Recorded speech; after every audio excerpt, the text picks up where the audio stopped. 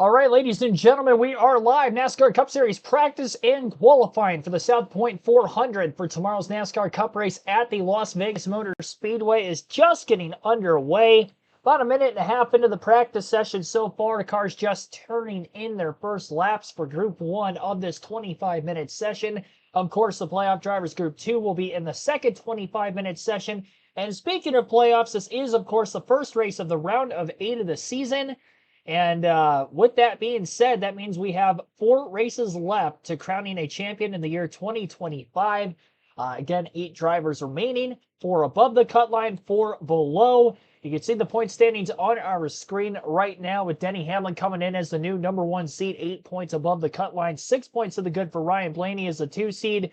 William Byron, Kyle Larson, both +4. Byron was the regular season champion at one point, but the 4 seed by the time we get into the third round. Christopher Bell, first driver out at -4, and the -14 points for Chase Elliott and Chase Briscoe. Joey Logano, -24. No clear-coat runaway favorites so far this season. It will make for a very interesting next 3 races at Las Vegas, Talladega, and Martinsville, making up the round of 8, and of course the championship finale at Phoenix for the 6th consecutive season. Excuse me. Hard to believe it's been 6 years already that Phoenix has been the championship finale, 2020, of course, being the first year of that. Carson Hocevar fastest in practice in the early laps here. Justin Haley, his teammate, in second. Not anymore. Now Ricky Stenhouse Jr. up to second. 18 cars have ticked away a lap so far in this first group. Waiting to get the raw feed up and running on NASCAR.com. Because currently there isn't anything yet, so I might have to log out of NASCAR.com completely. Oh, hang on. It's a live leaderboard. Nothing there. It's a little disturbing that the raw feed is completely down like it is right now on NASCAR.com. Get the chat up on my phone for the meantime.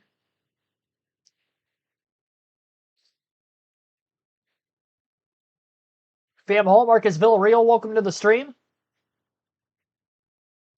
I'll read off the leaderboard standings right now in the first 4 minutes of practice, but I'm not going to be able to show you guys on screen for the time being, so I think we're going to do some NASCAR trivia to bypass this first group practice session. And then hopefully by the time Group 2 pops up, the raw feed will be up on NASCAR.com.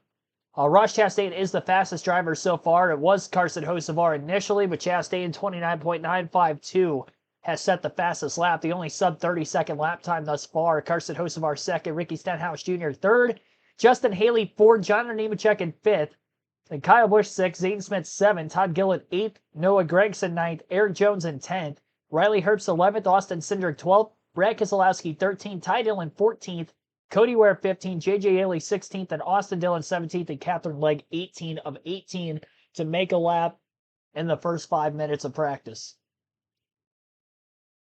So to NASCAR trivia we go. NASCAR Sporkle. Let's do it. And we did some Las Vegas quizzes early in the season. So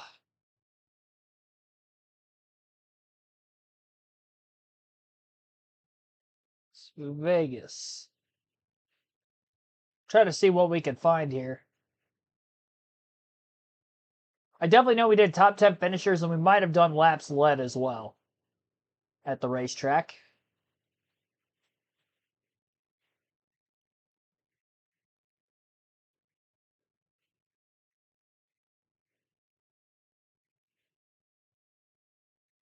Let's see.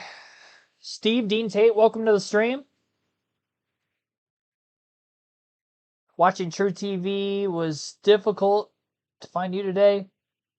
Persistence, yes. Second stream of the day. 3 streams. Triple header Saturday. We did NASCAR 25 at Atlanta already. Full Cup race. Finished 7th with. And Xfinity racing later tonight, which will be at 7:30 p.m. Eastern.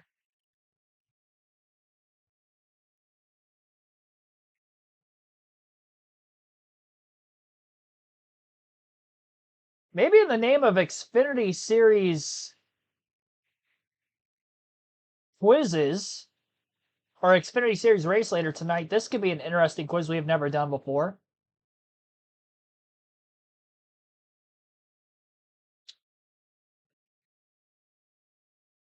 So we have to name a driver who has ever won on a 1.5-mile track in NASCAR Xfinity Series history. And we have 12 minutes, 79 drivers have won. And we might even be able to do the Cup Series quiz after this, with this only being 12 minutes. This won't take us to the end of the first group of practice. So why not? And it gives us the amount of wins, excuse me, it gives us the amount of wins that they have had on 1.5-mile racetracks as well. So collectively in the chat, we'll try to work together to complete this. Obviously, Kyle Busch has won a ton. So Busch is going to go up there. Kurt Busch has won only once on a 1.5-mile track. Kevin Harvick has won a ton of races in the Xfinity Series. Mark Martin. Those guys are probably going to be on here. I know Harrison Burton, I'm just going to get him out of the way, had a win at Texas. Mike Snyder had a win at Homestead. I got to pause it for a quick second to blow my nose. I'm sorry. It's going to bother me for a while if I don't.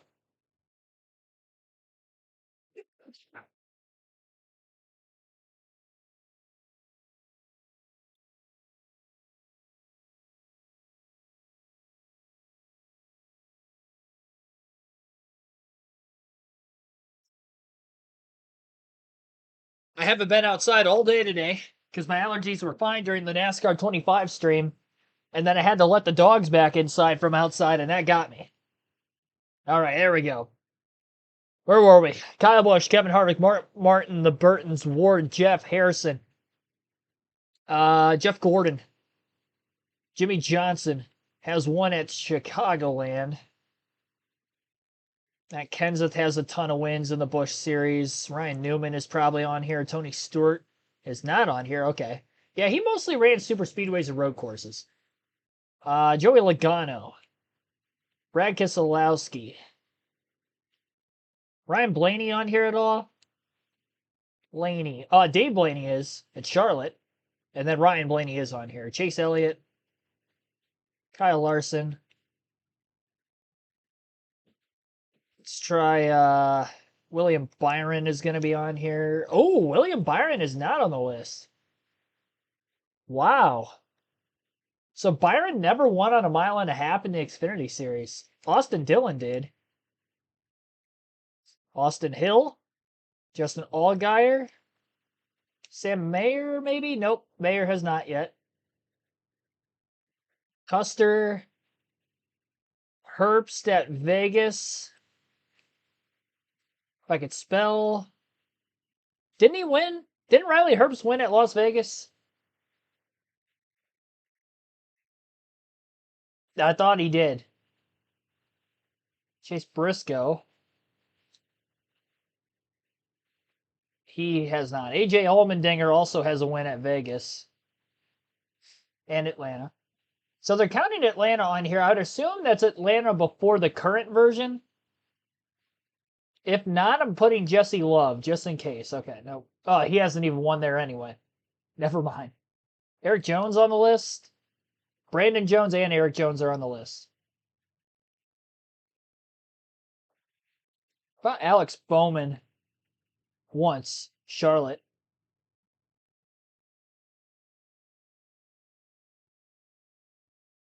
Regan Smith is on the list. Stenhouse on here at all? He is. 5 times. Randy LaJoy has to be on here. No, he's not. What about Earnhardt? Yep. Dale Jr., Dale Sr. Dale Jr.'s was at Texas. Dale Sr.'s got 3 of them.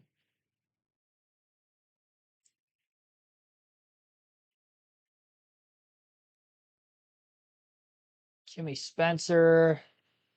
Todd Bodine, I know, is on the list. Jamie McMurray, same thing. Ryan Vickers on here. He is not. Bobby Hamilton. He is. It's tough. Ryan Reed only ever won at Daytona. Yeah, I'm surprised Randy LaJoy is not on here.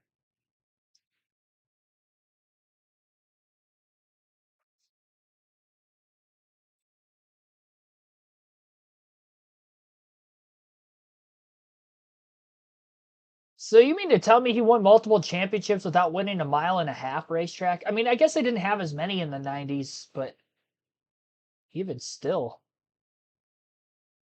Paul Menard on here at all? He is not. Clint Boyer has to be on. No, he's not on here either. Wow.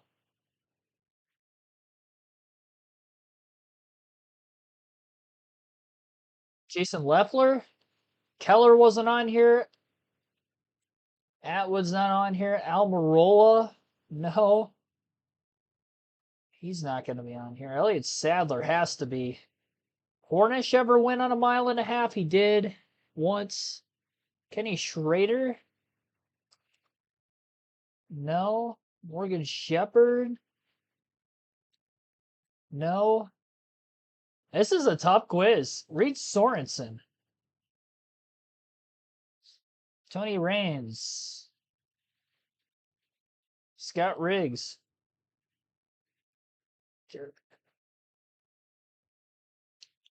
Truex has to be. Truex isn't even on the list. Martin Truex Jr. never won a mile-and-a-half. He was a back-to-back champion. Wallace. No Kenny Wallace. Bubba's not on here either. No Mike Wallace. Johnny Sauter. Johnny Sauter's got one. My gosh. That was striking out for a while there. Johnny Benson. Kevin LePage.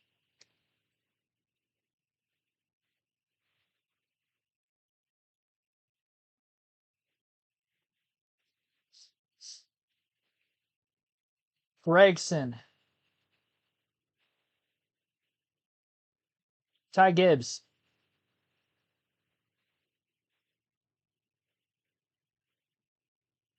Rick Mears, or Casey Mears, not Rick Mears. Yeah, Riggs isn't on here. Oh, yeah, Carl Edwards, of course. Sam Ard. Got 45 of 79. Yes, Green's definitely on here. David Green.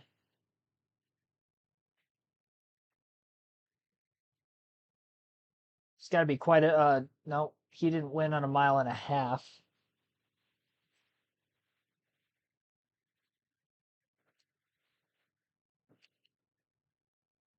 Quiz for this week again. Mile-and-a-half track winners. Labonte, Terry, and Justin. Justin Labonte at Chicagoland. Okay. No Bobby on the list, it doesn't look like. Casey Kane. Greg Biffle. I already have him. Trevor Bayne. David Reagan at all? No.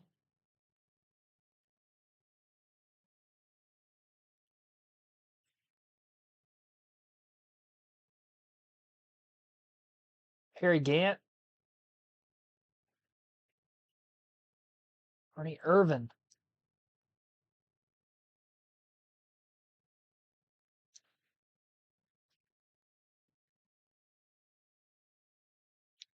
Bobby Allison. Larry Pearson.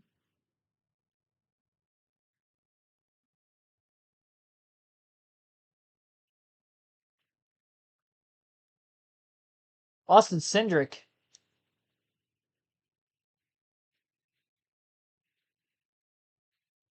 Busher. Oh, Chris Busher's not on here. Rob Moroso. Yes. Waltrip. Daryl and Michael are on here. I do have Elliott already. I don't think Bill's on here, but Chase was.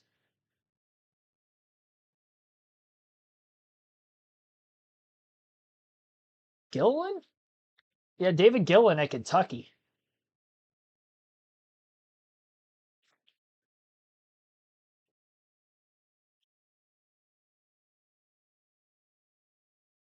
He didn't win one, so he's not on here. Steve Park?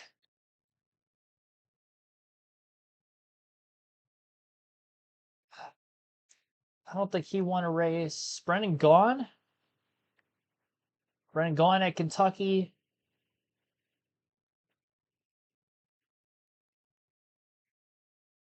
There's got to be some more modern drivers. Active drivers.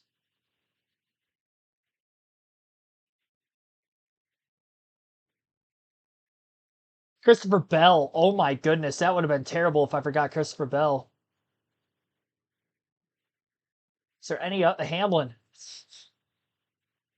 Forgot JGR.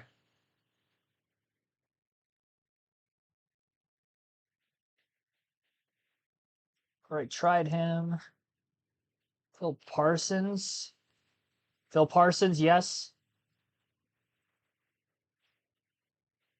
Colton Sawyer's not on here. Dick Trickle.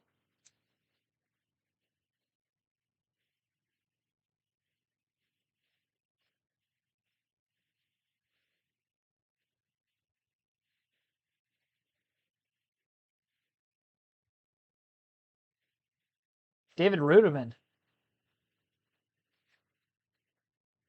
is not on the list.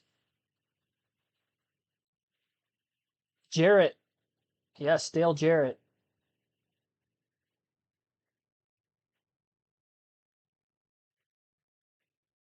64 of 79. About 100 seconds left. Daniel Suarez, yes. Chastain. Opened up a couple more.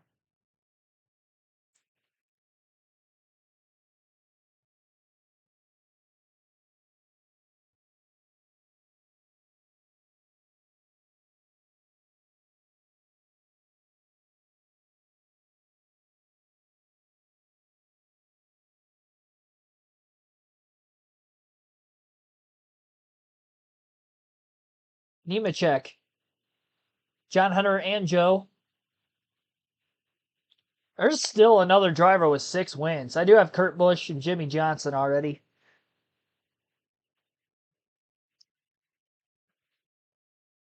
Like, now. Most of them don't win a mile and a halfs. Sieg is almost... No, you know what? Sam Mayer did win at Texas last year. Why is he not popping up on the quiz? Must not be through last season. He was the one that beat Sieg. Sammy... No, never mind.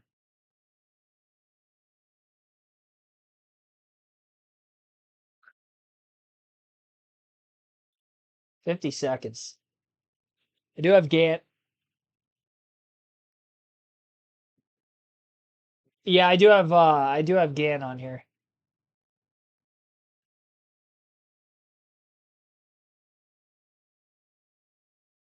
Bert? No, he was the first one.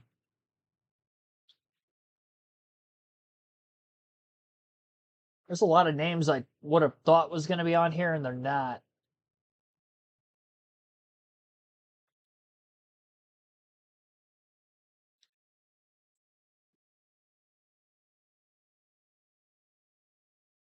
Ricky Rudd's not on the list.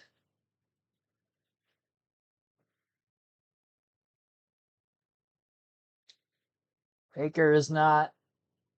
Sterling Marlin? Sterling Marlin's on here.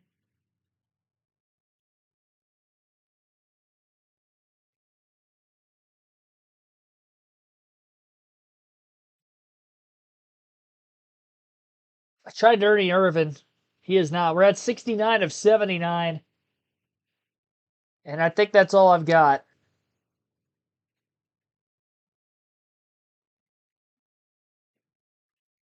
Who are we missing?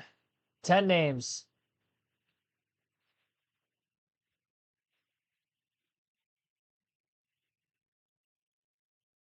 Tyler Reddick.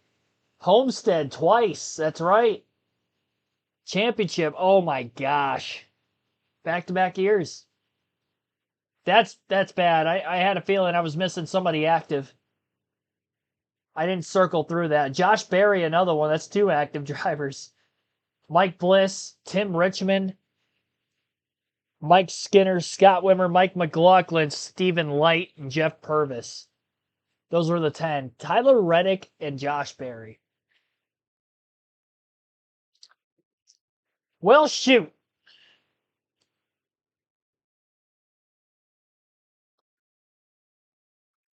Average score, 71%. We scored 81%. Try the NASCAR Cup Series drivers now. While Group 1 practice is still ongoing. Another 12-minute whiz, and then we'll hop into the live coverage. Hopefully the live leaderboard will be back up and running by then. All right, so we'll try to run this back one more time. This time with the Cup Series. Anybody who's ever won at a mile and a half with us racing at a mile and a half this weekend. And we'll start off with a guy who probably won the most of them, Jimmy Johnson. Bobby Johns is on here. Okay. Jimmy Johnson. Bush has a lot. Truex won a lot. Hamlin. Gordon.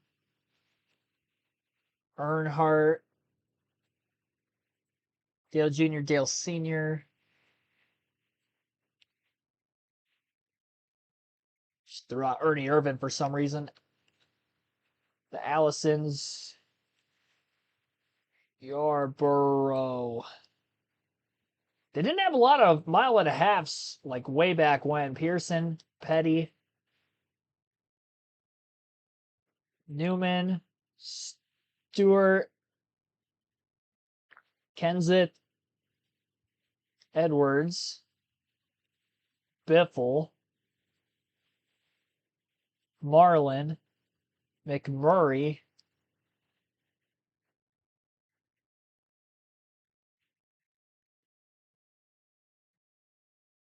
Dillon, Chastain, not updated that recent. Chase Elliott, Larson, no, Keselowski, go Rusty Wallace. Get Bubba Wallace on there as well. Tyler Reddick, not going to forget him this time.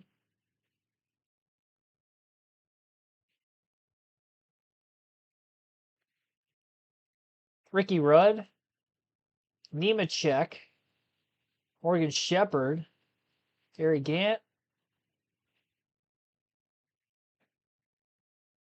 David Reagan didn't win on a mile and a half. David Rudiman did. Twice.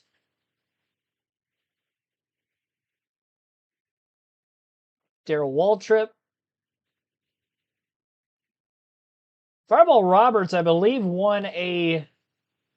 Oh, he won at Atlanta. I was thinking he won a Coke 600. Benny Parsons. Trying to think of other former 600 winners. Beauchamp won a 600. I might be spelling his name wrong. I am. It's Bo. That might be wrong also. Johnny Benson. Oh, that was Rockingham. Not a mile and a half. It's about a mile and a third. Alex Bowman is on here, yes. Byron.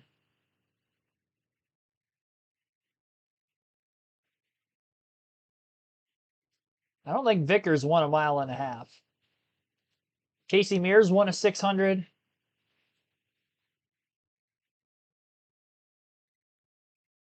Casey Kane. Paul Menard. No, that was Indy. 2.5. Jeremy Mayfield. No, Montoya only won a road course.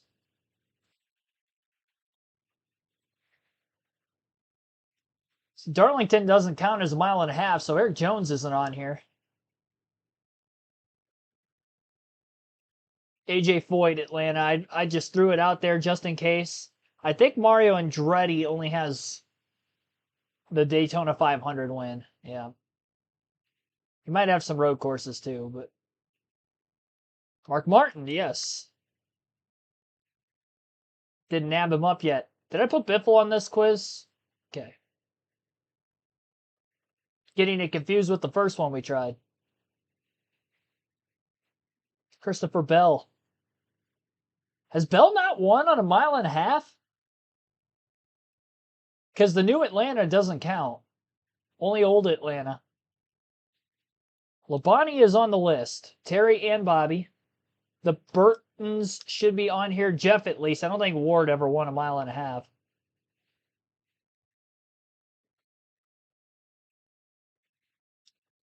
Kenny Schrader, yes. Joe Weatherly.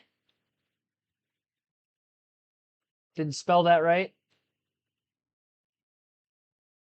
He's won 2 600s.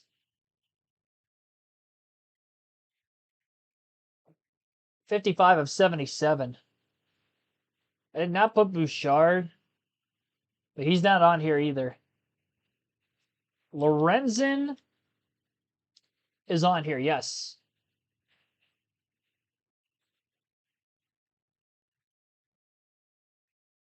What about Lund? Nope.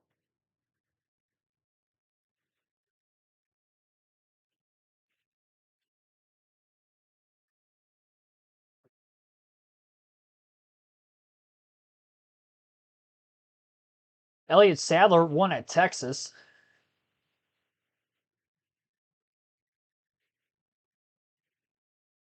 Reagan Smith was Darlington. That doesn't count.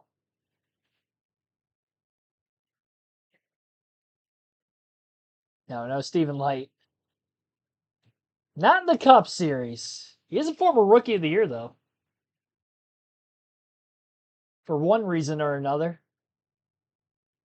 More of a participation award at that point. But he still got the award. Why am I missing somebody big? Is Leroy Yarborough in here?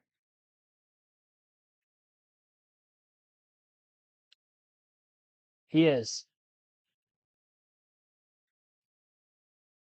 I already have him. I do have McMurray. 5 minutes left on the quiz. Drivers just getting into the cars on the Group E side of things, then we'll turn it over to practice coverage. Did I not put Harvick yet?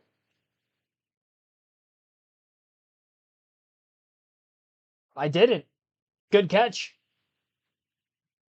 Boyer.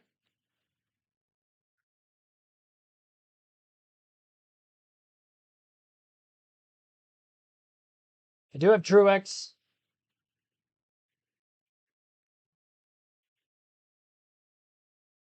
Josh Berry at Vegas earlier in the year, but that's too new.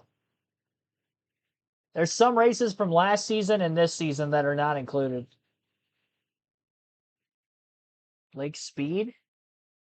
No.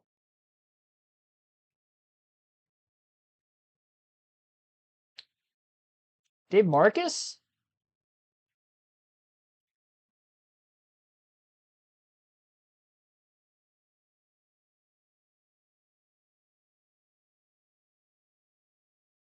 Baker?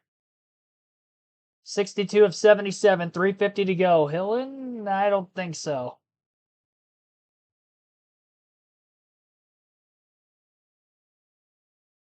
No, Craven only ever won at Martinsville and Darlington. I put Ricky Rudd yet? I think I did. Do have Kenseth. Wimmer never won. Look at back at the chat. Jeff Bodine.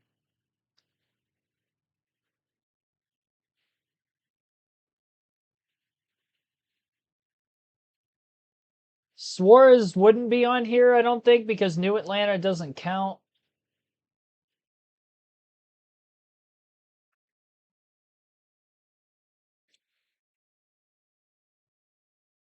It's tough. I do have Shepard. He won at Atlanta a few times. Very windy at Las Vegas today. Jeez. Whipping out there.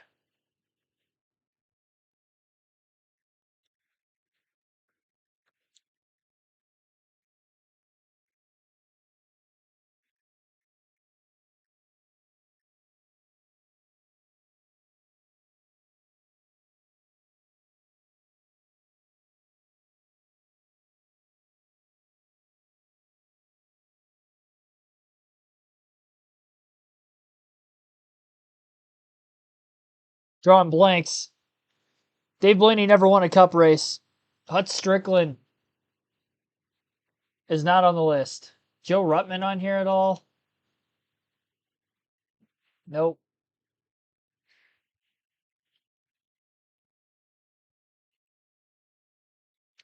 I do have Edwards.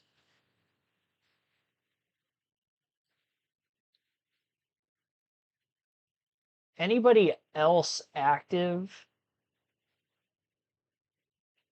Might be missing some more active drivers. Maybe not. People have them circling around in my head like Stenhouse and McDowell. SVG, they haven't won mile and a half tracks. Surprised Christopher Bell wasn't on here, honestly.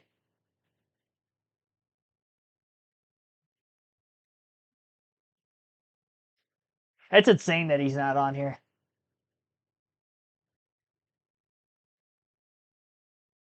Oh, yeah, Cole Custer at Kentucky. That's right. The COVID season, 2020, is rookie year.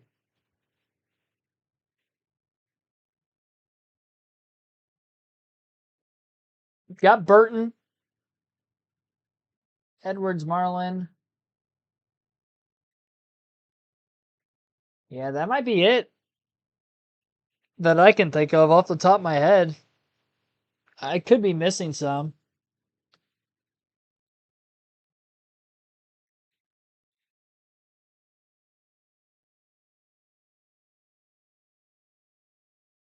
Well, I'm definitely missing some, but some that I know. Actually got more drivers in the Busch series than in Cup. Already have him.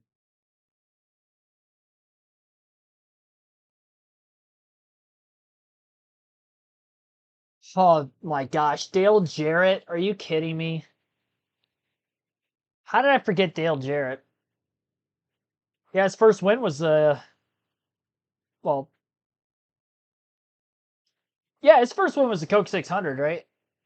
Am I getting that right or am I wrong? I might be wrong. Might have been the Daytona 500. I think I got that wrong.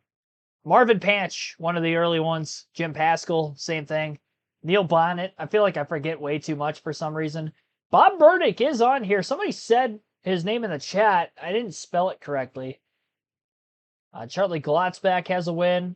I think that Charlotte one was probably the 600 because they really only ran Charlotte and Atlanta for the longest time back in the day. And Jerry Nadeau at Atlanta, that's right.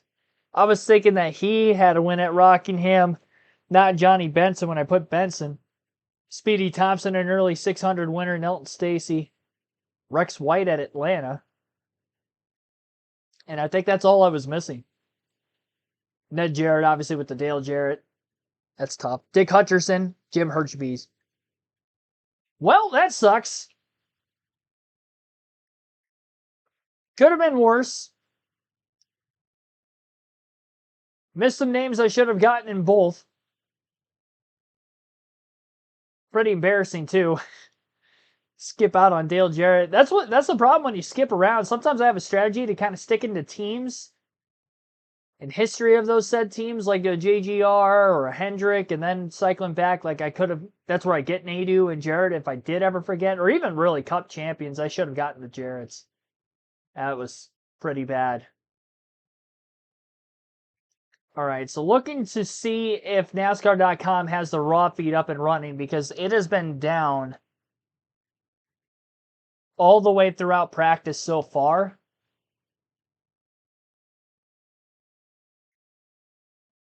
Still looks like it's down.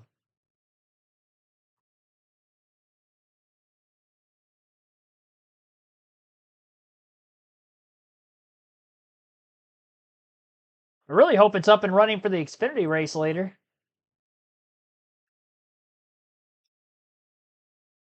So we usually have a raw feed, obviously, on NASCAR.com. If you're new, follow along with the live leaderboard. I have nothing on NASCAR.com this entire practice session, which is why we did an extra quiz.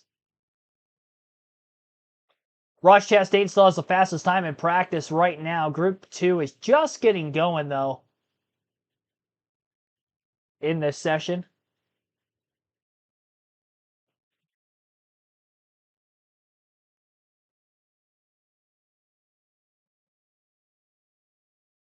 Can highlight the Fantasy League again, even though the race itself is tomorrow. That is not my team set for this week. That was last week's team with Gibbs, Busher, Chastain, SVG, Elliott, and Reddick. But the league standings, with 4 races to go in the playoffs, will look like this. Monster Jam X10, who won the regular season championship, is leading the playoffs with 13.99. Inside Uranus in second with 13.51, 13.37 for PSHAP Motorsports. Also tied with CRN Corona, and Troy the Great rounds out the top 5 at 13.16. I'm in 8th with 1,300 even. 99 points separating the top 8 with 4 races to go, and obviously Talladega is still in the mix, so a lot can happen in the Fantasy League coming into the 7th playoff race out of 10. An updated look at the point standings once more. Denny Hamlin +8 above the cut line. Ryan Blaney +6, +4 for Larson and Byron. Christopher Bell -4. Chase Elliott at -14, same for Chase Briscoe. Joey Logano -24. Speaking of 24, the 24 car, William Byron, fastest in practice of the playoff drivers. Fastest in Group 2 currently is Ty Gibbs. 29.714 was the fastest lap for Gibbs. And each of the top 10 spots in practice, excluding Chastain, have all been in Group 2 and not Group 1. Usually Group 1 is the quickest, but Group 2 seems to be a little quicker. This week we did have Xfinity practice and qualifying before the Cup Series, so the track was rubbered in. It wasn't a green race track, so that might have alluded to the faster cars on a week-to-week basis being the faster cars here. Ryan Blaney had the best long-run pace back in the spring before getting caught up in a wreck. Had to come from the back to the front multiple times. Got back in the top 5 for the final time in the final stage of the race. So he's 16th on the speed overall. Lap average chart will probably be quicker, although we're not going to be able to look at that if we don't have a raw feed to look at. So I'll just leave the points on screen for the most part.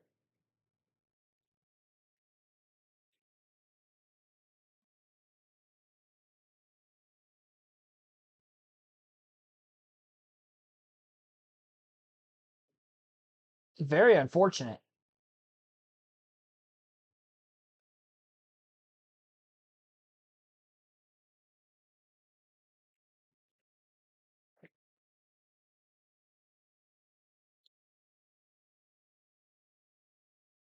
Raw feed under caution already. Yes, it is. It's under a red flag, just completely non-existent. It's stopped.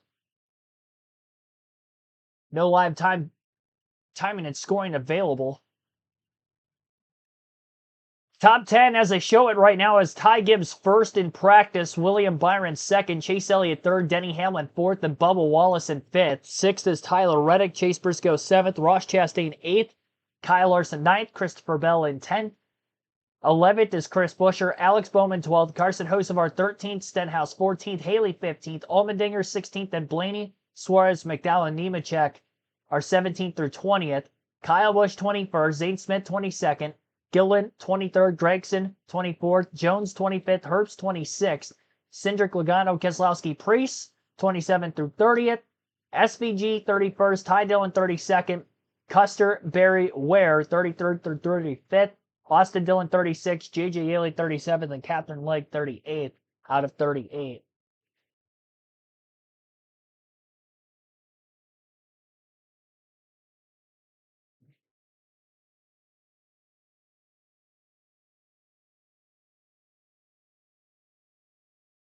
Yeah. I really wish I had the live timing and scoring to show you guys. Just so it's there on screen.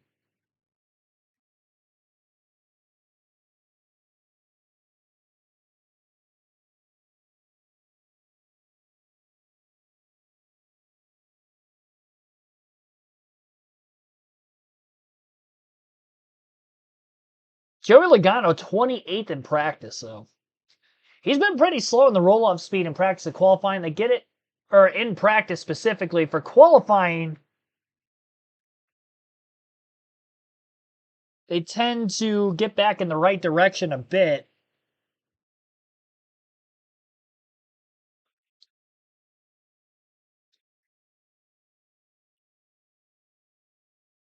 Five team making some major adjustments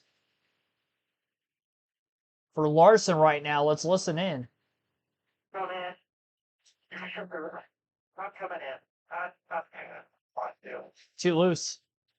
Too loose for Larson. There is, as a crew chief, you want to go out and run all the laps consecutive because that's how you learn the most. But the driver's like, hey, look, I have too loose. I mean, you want me to come in? And you can hear him kind of saying, I think I ought to come in without ultimately saying it. Finally, he said, I cut me, right? We got to make a change. We got to make this better. I think what Daniel said, though, it wasn't just, you got to bring it in. It wasn't, so, I read a lot of what we don't hear, right? And what I'm saying is, it wasn't disappointment. It wasn't frustration. It was just, hey, I'm leading this organization. I'm leading this race team. You say it's too loose. I believe you come in. I know he didn't say all that, but that's what I heard. What I heard was a very succinct, yeah, come on in. Like, it's okay. Let's work on it, right? It's, and I know that seems small, but to your point, Jeff, you can see this as a failure, or you can see this, hey, no big deal, part of practice. Can I just comment that I love black and gold race cars? Oh, it's a good look. And it's a Yeah. great looking car for Kyle Larson this weekend. Zach Brown Band going to be at the Sphere in December and January. Man, that car looks phenomenal. That sounds like a road trip. Yeah. Road trip back. As Larson heads back out on the racetrack, Jeff. Yeah, hoping that they made some changes that made this car better. Right in front of him was Ryan Blaney. And I got to tell you, I'm not seeing a lot out of Penske right now that excites me. If I'm a Penske fan, Blaney is in there, 17 fastest, just ran a 31 flat. William Byron a 30-80. So this 12 car historically is the fastest of the Penske cars, but right now he doesn't have the pace that some other guys have. Well, can I just counter that this tire showed up at Kansas and all three Penske cars had to start at the rear of the field? Flat tires, wrecks, situation. So I agree with your assessment on the pace for sure, Jeff. But I feel like they can't come here and have those practice issues that they had at Kansas. So maybe they're a little conservative. Now, tomorrow will be the tell, and we'll see if there's anything left. Paul Wolf told me this morning that both he and Joey Logano and John Hassler and Ryan Blaney were indeed very conservative because, see, they can't put themselves in a position. Got to go back to the spring here. Ryan Blaney had a tire go down, hit the wall, had to start at the back of the field in a backup car. You can't have that happen, Jeff, in the playoffs. Well, that's true, but who else blew tires? You can't be. Yeah. Right. Look, this is competitive, and I guarantee I'll go out on a limb and say the 12 cars can run well tomorrow. I'll go out on a limb and say that. But they do have some challenges. They're not exactly like they want to be right now. Started at the back of the field here in the spring, and we got the top 10 before he got in a late race wreck. How about Chase Briscoe, Steve? I find this team fascinating. Nobody's getting more points in the playoffs than the 19. Yet they constantly find themselves in this weird points position. And I talked with James Small earlier today, and he said, listen, I think, just like Paul Wolf, we have to win in this round. But James went further and said, I think it needs to happen tomorrow because I can't rely on Talladega. Martinsville has not been a strong track for us, and I think this could be our best track in the round debate. I think the 19 for me is the hardest handicap of all of the teams just because it's year one at Gibbs. And I think him driving other equipment, I know he's in the playoff and SHR, that doesn't really help me. I just don't know where the blue sky is for the 19. It's very high. The guy can qualify lights out. I think he's learning his equipment. He's learning his team. His team is learning him. They're continuing to improve. Just can all that get matched up at this right time of the season? I think the answer could be yes or no. I really don't know, Jeff. I have a hard time putting my finger on exactly where this team lands. Execute no pit stop and pit rhythm, right? You gotta find a way to make an improvement there. The way I see it, But his pace is pretty good. His pace is pretty good right here. The race pace of this 19 car is very, very competitive. See the 21 car right there, Penske affiliation. This 19 car with more laps on his tires. Well, about the same lap, but easily passing him. So I'm just concerned about where Penske is. at minus 14 with a 19, Jeff, do you think that's must-win territory? Well, let me tell you, there's going to be at least one person that gets into the championship round with a chance to win a championship without winning a race. So, yes, I think the mentality that you have to win is what you need to do. But the reality is, no, you don't have to win.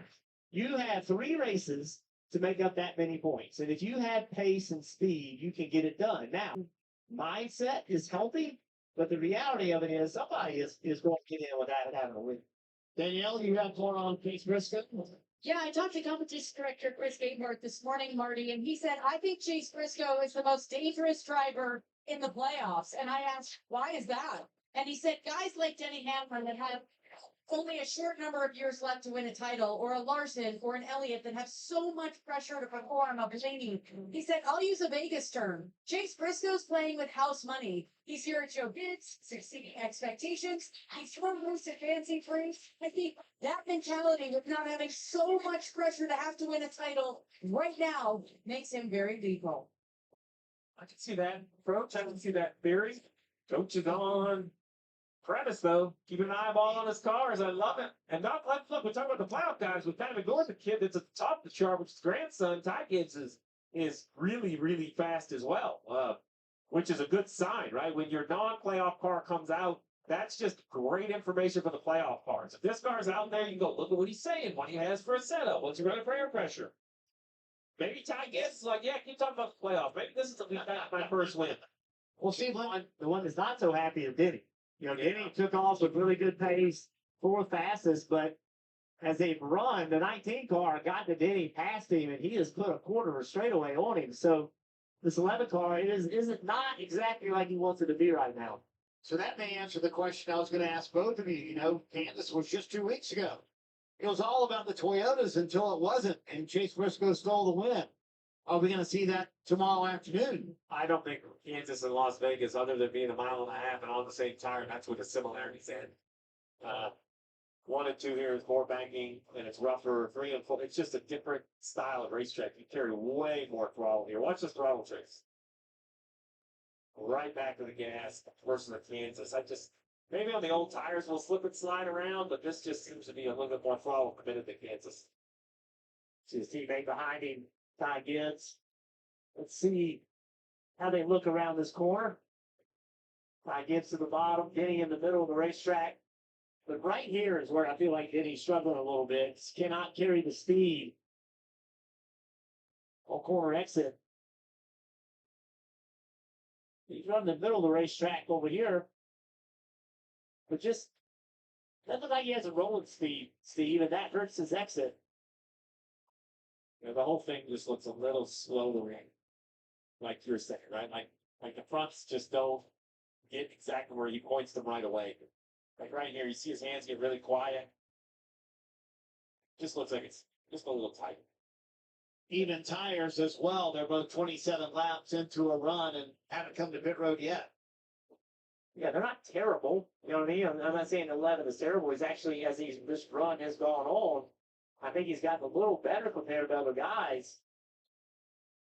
But I do think Ty is quicker. And remember, Jeff, that was their strength at Kansas 2 weeks ago. The long run for the 11 car is really what paid off for them. Speaking of Kansas, how about Chase Elliott? Stole the win from those Toyotas. And Steve, Chase has talked about it. It all comes back to qualifying for this team. And here he is, third fastest on the board in practice. Yeah, the only top 5 qualifying effort during the playoffs for Chase was Kansas, and he kind of stayed there, ran top 5 in the stages, and ended up winning the race. And I think today for this 19 doesn't have to be the pole. Practice has done it. Third quick. I think to your point, Jeff, you kind of throw a blanket over 7 or 8 cars. I don't see a standout, all very good cars. Now, later here today, in a windy situation, Chase just needs to get that lap. Doesn't have to be the pole, but, single digits, top 12. You can't be 24th or 26th. I think you just got to throw the first stage away. And you said it, Chase Elliott. Alan Gustafson told me he agrees with kind of what we've talked about with Hendrick. They really feel like this is probably their best mile and a half, Steve, and to your point, even though Chase won at Kansas, a lot different than Kansas, with the rough racetrack, and their theory was win versus the Toyota domination that we saw 2 weeks ago. Well, I'll give Alan credit. He put Chase on 4 tires and Chase in that restart, starting outside the top 8 there after was 10th outside row 5. He just kind of kept his momentum. Everybody else kind of found a way to lose it on momentum, and he just kind of, kept rolling so he could feel. It's the only way they're going to win the race. Beat those guys in front of them. They didn't have the pace at the point, to be able to do anything different. So I thought it was a great call by Alan Gustafson to put him on 4 tires. So far, practice is about exactly like I would expect. All the playoff cars have shown up. Jeff has pointed it out, and I agree. The Penske cars on raw speed alone are the furthest behind. The other 6 are all inside the top 10. You're on board here with Denny. You see he's backing into his spot after a 30-lap run. Danielle. Yeah, Steve, a 30-lap run for Denny Hamlin, and he's not happy with the car. Take a listen.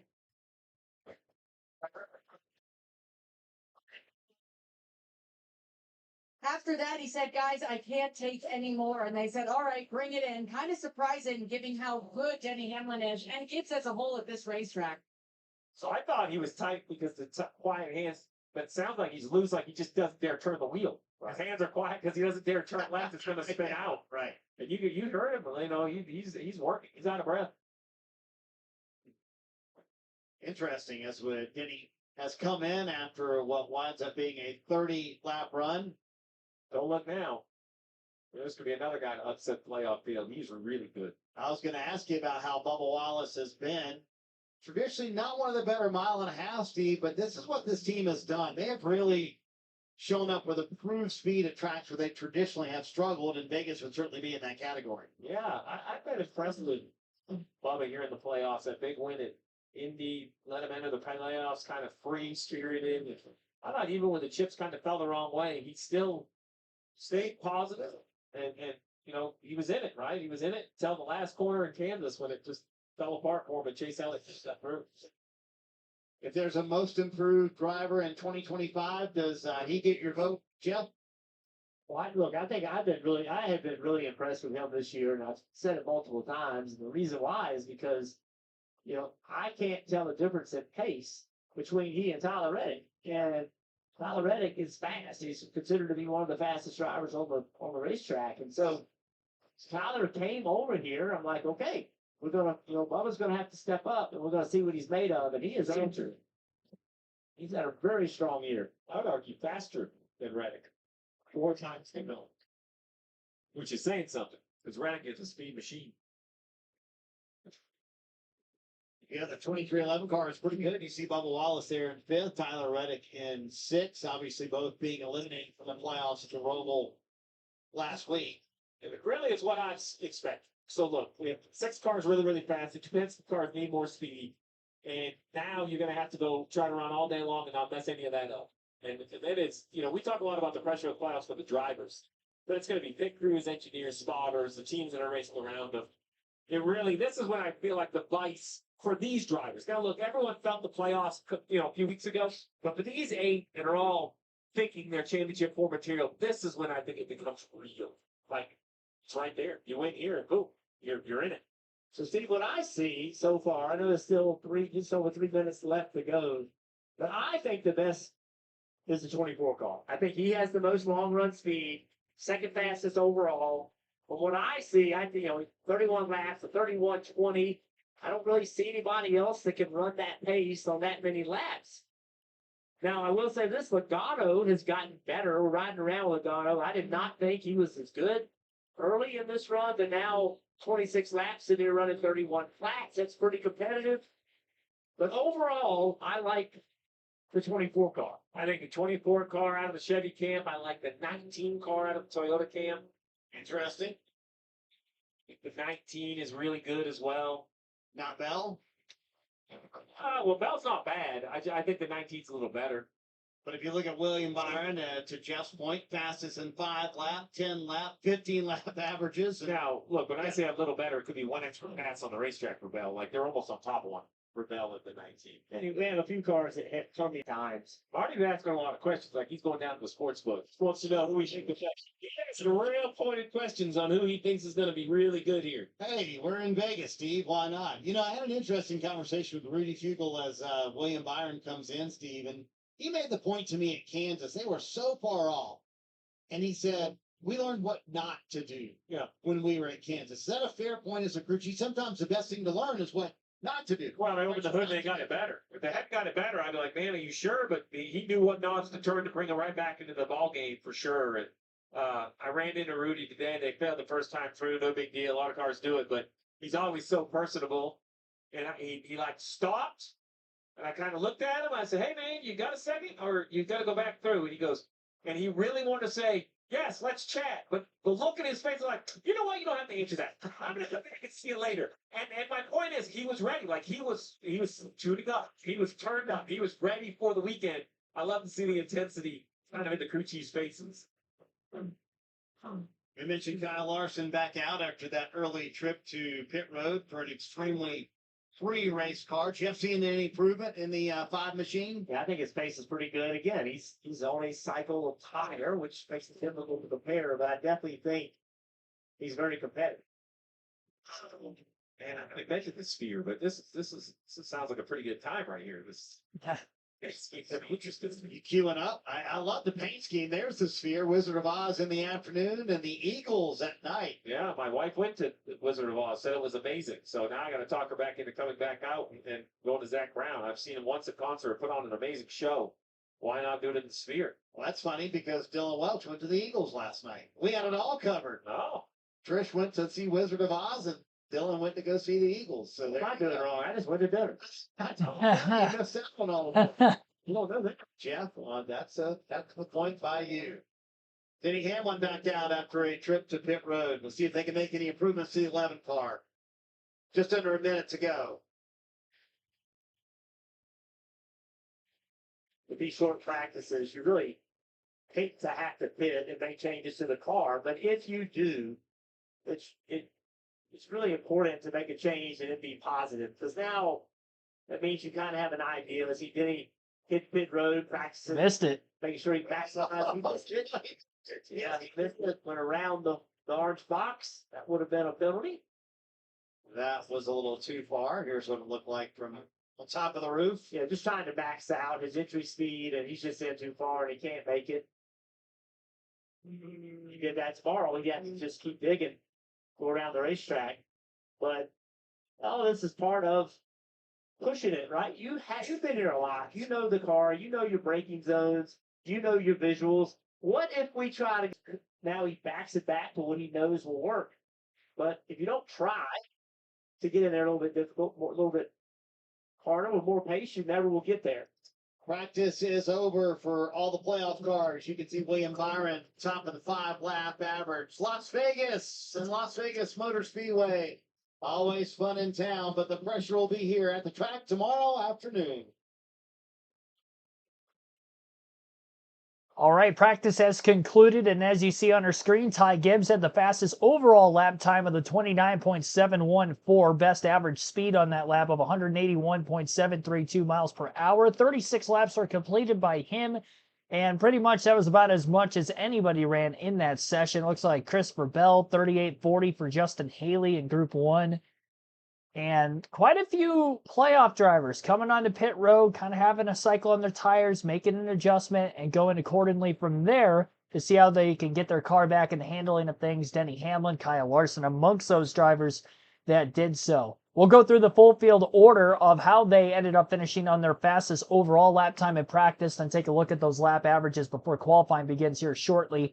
Ty Gibbs had the fastest lap overall, then William Byron was second, Chase Elliott third, Denny Hamlin fourth, and Bubba Wallace fifth. Tyler Reddick in sixth, Chase Briscoe seventh, Ross Chastain eighth, Kyle Larson ninth, and Christopher Bell in 10th. Chris Buescher in 11th was the highest of the Fords, so no Fords in the top 10. Then Alex Bowman in 12th, Carson Hocevar 13th, Ricky Stenhouse Jr. 14th, 15th for Justin Haley, AJ Allmendinger in 16th, Ryan Blaney 17th, 18th for Daniel Suarez, Michael McDowell 19th, and John Nemechek in 20th, Kyle Busch 21st, Zane Smith 22nd, Todd Gillen 23rd, Noah Gragson 24th, Eric Jones 25th, Riley Herbst 26th, Austin Cindric 27th, Joey Logano 28th, Brad Keselowski 29th, and Ryan Preece 30th. 31st, Shane Van Gisbergen 32nd, Ty Dillon, Cole Custer 33rd, Josh Berry 34th, Cody Ware 35th, Austin Dillon 36th, JJ Yeley 37th, and Catherine Legg 38th. So that rounds out the 38-car field, and we'll have qualifying again here shortly. Before we get into that, we'll take a look at the lap averages. Fastest 5-lap average was William Byron, and Byron actually had the fastest 5 through 30 lap averages in practice. So good on the short run, really good on the long run for Byron. Of the playoff drivers who were behind him, if we look up the long run speed, 15-lap average, Chase Briscoe looking pretty good. He's in the top 5 on both the 15 and 20 lap runs. The likes of Chastain, Bubba Wallace, Tyler Reddick are also right there in the top 5 for 25 and 30 lap averages as well. Christopher Bell, second best 30 lap average. So Toyotas and Hendrick Motorsports seem to be the game here this weekend for who will be quick at Las Vegas. And that was the case at Kansas Speedway pretty much all throughout, dominated by Toyotas. Hendrick Motorsports kind of hanging around and was able to steal the win with Chase Elliott on the final lap.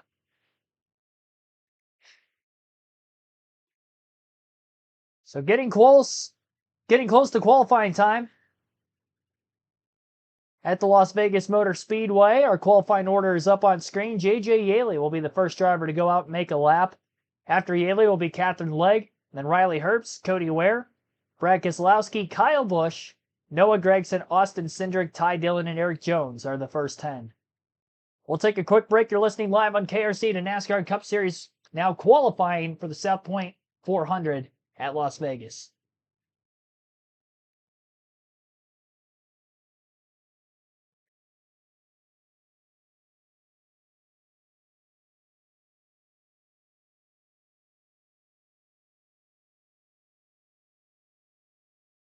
Day here in the desert in Las Vegas. Which brings to mind, Jeff, we have seen lots of weather here in Vegas over the years. Wind, just a part of it. When, watch this, cold burns and heat the Colorado cover. Great. No! Remember that, Stevie? Remember when it snowed that one year? In I do. We had some hard things come out, but it was a rip.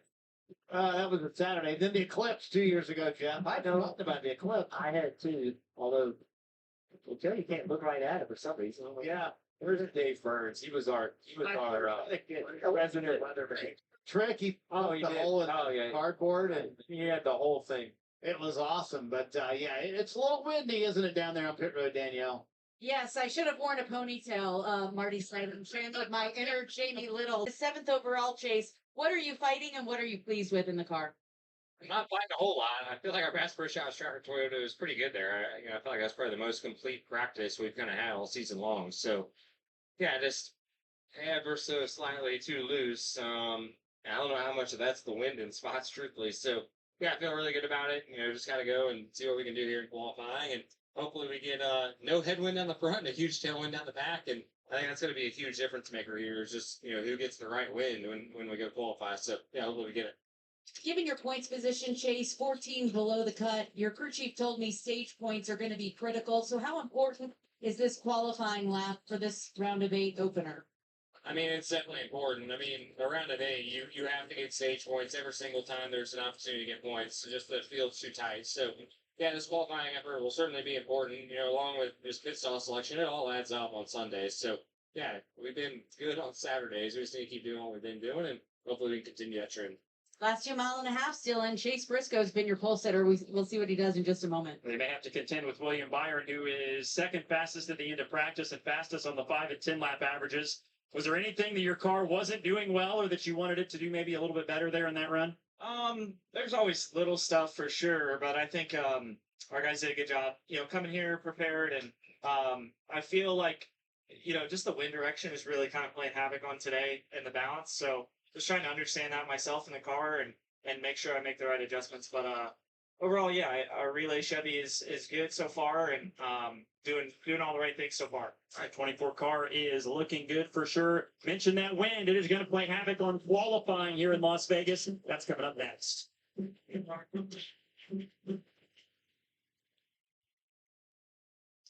Got to listen to an interview there with William Byron, who was second fastest in practice overall and the best of the 8 remaining playoff drivers. And again, here shortly, J.J. Yaley will be on track to begin qualifying single car, 1 round, 1 lap for all 38 drivers this weekend. And the 8 playoff drivers will be the last 8 to go out and make a lap. NASCAR Xfinity Series race coverage live right here on the channel will be at 7:30 p.m. Eastern later tonight. And our NASCAR Cup race coverage tomorrow afternoon will begin at 5 p.m. Eastern, beginning with our pre-race leading into the drop of the green flag for the 400-mile, 267-lap South Point 400. 4 NASCAR Cup Series races left.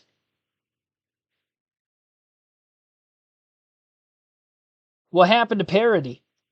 It's quite surprising that we go in a season with as many upset winners as we see on a week-to-week basis, and really every year since we've had the next gen. Yet, we get into the round of 8 of the playoff side of things, and you have 3 JGR Toyotas, 3 Hendrick Chevys, and 2 Penske Fords. All the big dogs. Top teams for each manufacturer. All up there.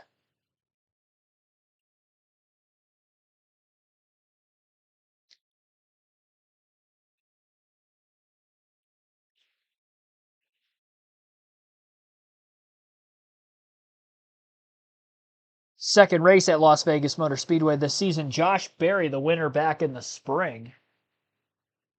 Trying to go for the Vegas sweep. He's been inconsistent with speed on 1.5-mile tracks this season. Earlier in the year with Vegas and Texas, had great race-winning capable speed, led some laps at Texas, actually spun from the lead in that race, won at Vegas. Haven't really seen the speed out of the 1.5-mile tracks for Berry other than that. Did have a runner-up at New Hampshire on a 1-mile flat oval about a few weeks back now.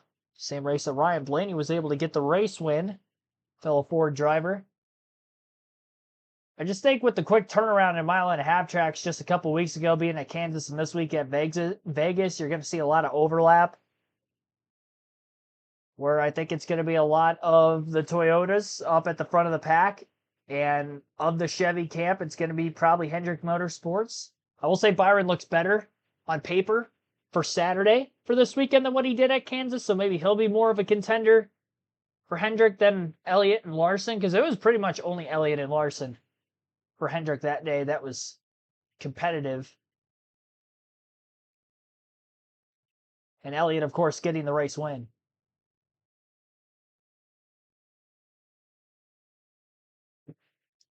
So J.J. Yaley in the 44 car for New York Racing this weekend. One of the non-chartered entries for the week. Again, 38 cars in the field, nobody going home. Vehicles that are on part-time schedules in 2025.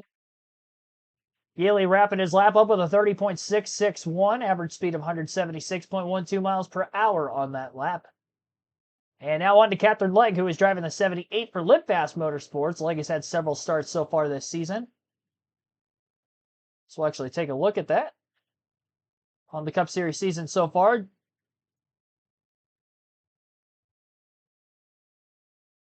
Catherine Legg has made 6 prior starts to this week. And of those 6 starts, only 1 DNF, which is pretty impressive.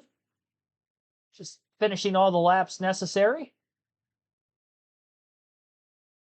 Best finish of the season, 17th at Indianapolis. Also had a 19th place finish in the Chicago Street Race. So 2 top 20s. Really, really solid for the 6-race stretch that Captain Leg has been on in her Cup Series journey. 31.644, especially to consider, again, racing for Live Fast Motorsports. To get those finishes on a part-time basis to be able to do that at the Cup level. 31.644 on Leg's lap. Second there. And she did not race the first race at Las Vegas back in the spring either. So first trip to this racetrack in a Cup car. Riley Herbst, who is a former Xfinity Series race winner right here at Las Vegas. Also a Las Vegas native. One of the 3 Las Vegas natives in the field this weekend. Will wrap up his qualifying lap with a 30.14.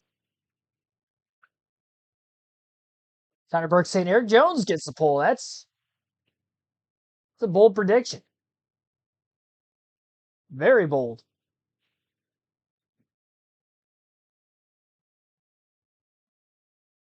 Hungry Jack colors on the car this week for Herbst. Joey Logano, meanwhile, with Danielle Trotta on pit road for an interview. Now that you jumped out of the car for practice?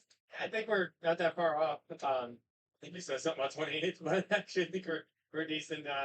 The first round we're maybe a little further off, but made some changes to get the balance a little bit closer. So feel okay about the Chef Pencil Mustang, and we'll see what qualifying brings. It's really windy, and this tire is quite a bit less grip than what we've had here qualifying in the past. So that'll change it up a little bit, but I think we're in the game.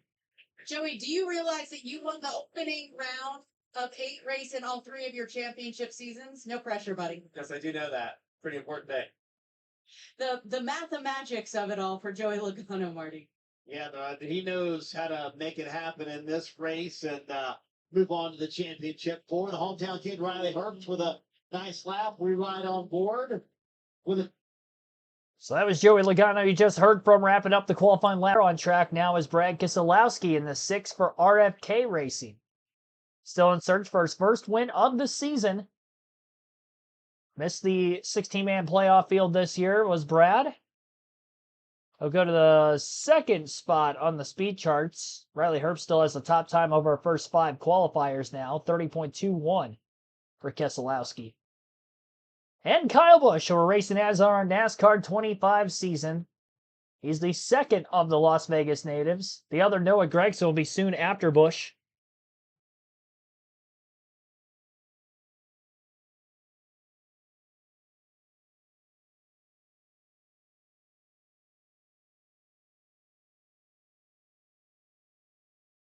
Keselowski was tracking in the green through turns 1 and 2.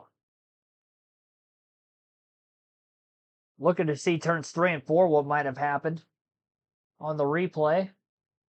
He had to have had a moment. A lot of time was slipping away. Car didn't drastically look like it was on edge through 3 and 4, but it definitely looked like he shoved maybe a little on the tighter side. I didn't see the rear tires moving around a lot. Kyle Busch, top of the speed chart, 30.090 early in the qualifying session. So you got 2 Las Vegas natives on the front row currently through the first 6 qualifiers, and the 3rd, Noah Gragson, now on racetrack. And Gragson, the 7th driver to make a qualifying lap in this session.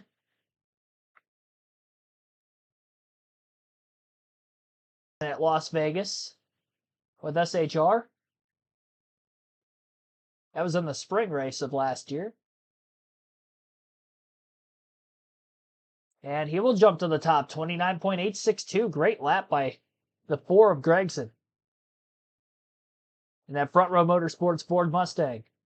So 3 different manufacturers, top 3 spots, all Las Vegas hometown heroes for the weekend. Austin Cindric, who's now on track. And Kyle Larson caught up to with an interview on pit road. Not really. It was really, just loose feeling.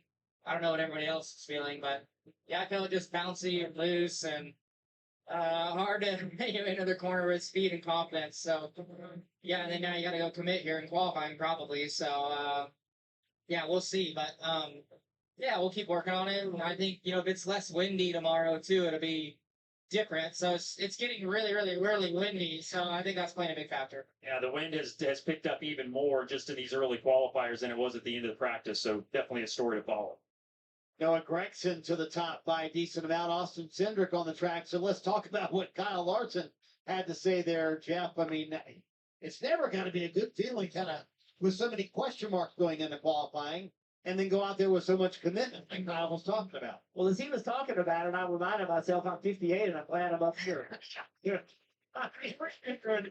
that's what race car drivers have to deal with. Like he's talking about bouncing the rip, wind's blowing, and now I got to go drive the car even way harder than what I drove it in practice because it's a faster pace at qualifying. And where do you know and how do you know if the car's going to have grip? You don't. You just have to trust that it's going to happen. So the wind is It's one of the drivers who was knocked out of the playoffs already. In fact, in the last round, round of 12, Austin Cindric early in this qualifying session posts a lap time of 30 points soon after him. Just completed his qualifying lap, 30.321 for Ty Dillon. He is 6th out of 9. Eric Jones will be the 10th driver to make a qualifying lap in the session. After Jones will be Carson Hocevar, then Justin Haley, Austin Dillon, John Hunter Nemechek, Cole Custer, Zane Smith, Ricky Stenhouse Jr., Todd Gillen, and Ross Chastain. Jones to the top, 29.679. Who was that in the chat? That was Connor Burke that said something about Eric Jones being number one. Well, he is so far, but a long ways to go. He's almost 2/10 quicker than Noah Gragson, who is currently in second.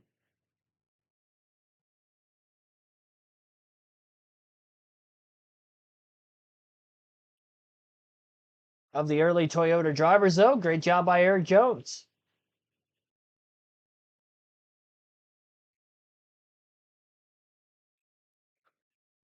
Looked a little free through turns 1 and 2 in the middle groove as he was rounding that end of the racetrack. Fastest lap time we've seen so far today as well. I believe Gibbs had a 29.71 in practice. I don't think we're going to see anybody break down into the 28s, but if we do, that's going to be a blistering fast lap. I think 29.2 is probably going to be the time to beat. That's my prediction. I think somebody's going to get a 29.2, and I think a very high probability Chase Briscoe is going to be at least on the front row, if not get that pole spot for the 8th time this year. 7 poles already on the season for Briscoe, but because he's in the playoffs, he will be one of the back-end drivers in qualifying. The very last driver to go out will be Kyle Larson when we get that far. Commercial break on True TV, currently ongoing. We'll take a break of our own. You're listening live on KRC. NASCAR Cup Series qualifying continues on the channel.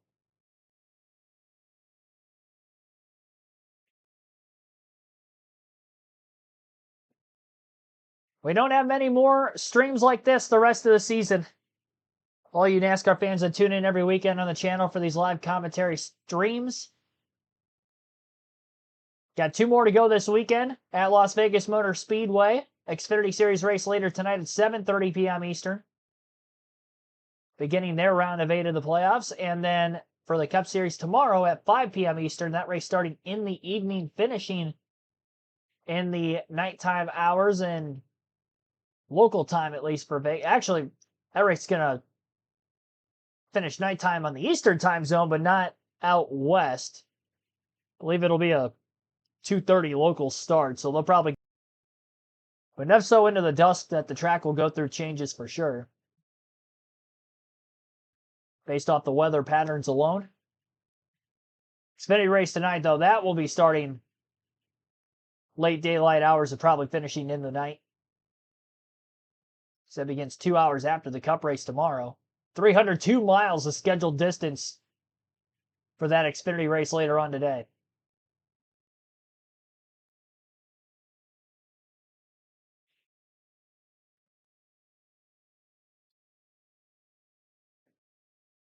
So Carson Hocevar, Justin Haley, Austin Dillon, John Hunter Nemechek, and Cole Custer, the next 5 drivers to make a qualifying lap.